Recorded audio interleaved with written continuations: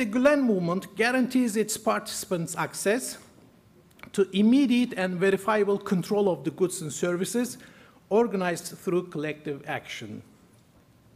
The movement as a whole benefits from this flexibility, adaptability, and immediacy.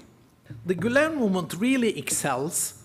It diffuses a discourse of dialogue and tolerance and the valuing of diversity. It has never shown any inclination whatever towards violence or extra-legal tactics of any kind. It has shown itself to be able to absorb conflicting pressures and ease tension within fragmented communities. It has transformed the potential to use coercive means to induce changes in political changes into peaceful efforts to produce beneficial services. The Gulen Movement consists of a series of networks, and within these networks, participants learn and exercise their cultural and political rights. The efficacy of the Gulen Movement commitment is one of the results of participants' commitment to these networks. The social movement organizations of the Gulen Movement are successful because of the interweaving of the service project mentality with integrative strategies. Also, what makes them leading institutions in their field inside and outside Turkey is that employment is based on specialized training on formal certification organized and issued by the states where they are based. Employment and advancement is in accordance with knowledge, achievement, and professional expertise and competence rather than seniority or preference given to friends or relatives.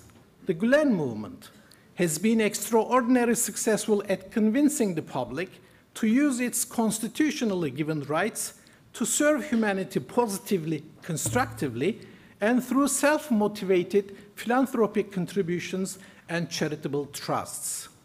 For this reason, the Gulen Movement has become, first, a vital component in providing an alternative, a barrier to egoistic interests at the expense of others, and a remedy for societal discord, conflict, and violence. And second, it has become one of the most significant and leading actors in the renewal process towards a civil, pluralist, democratic, and peaceful society. The Gulen Movement facilitates and thus increases an individual's willingness to get involved in service projects through his/her relationship with larger, like-minded, similarly intentioned people. The movement becomes an organic part of society and crystallizes into a professional structure.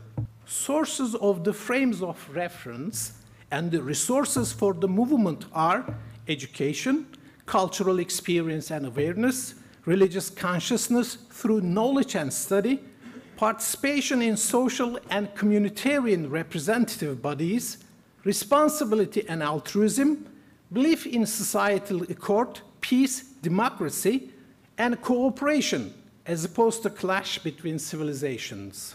The movement has established the ideal balance between risks and advantages so that millions of people are taking part in service projects. The movement as a whole learns and develops. The movement stresses the reality and the projects, not an actor or A or D actor. The Gulen Movement gives people hope for the future.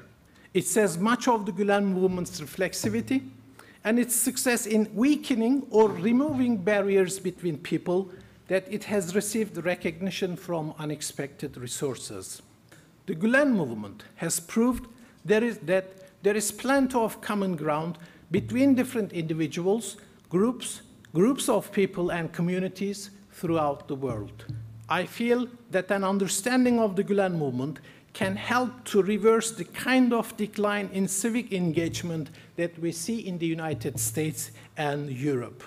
I believe that in spite of opposition from groups that benefit from the conflicts between peoples, the Gulen Movement will continue peacefully and successfully in the way it always has. The challenge is, from the description of what I heard, If I were a traditionalist Muslim alim, not to say a more fundamentalist one, I would consider what you have described as a subversive organization or a subversive movement designed to undermine the established concept of the Ummah. In a traditional doctrinal Islamic perspective, this is the case. And I would strongly urge you to, in a sense, examine this notion of the social, civic engagement as a social transformative force in a society by providing it with what I would call, for lack of a better term, an epistemological foundation. In what way is that notion of civic engagement, for example, consonant with, I'll give you an example, the early days of Islam in Mecca, subsequently the early days in Medina, subsequently the later days in Medina when the Muslims became the dominant force. No longer the Muslims, coming in with the Prophet sallallahu alaihi wasallam, Sahifat al-Medina, of saying, this is a sort of a federal system, federal state. We're going to have respect and recognition for the different ethnic communities or tribal communities, and the two Jewish tribes will be able to administer their affairs according to their rules and the others according to their rules. And I am only here as a sort of a federal arbiter of matters of a common interest. Think of how this changes after the military successes of the Muslims. Think of how this changes after the conquest of Mecca.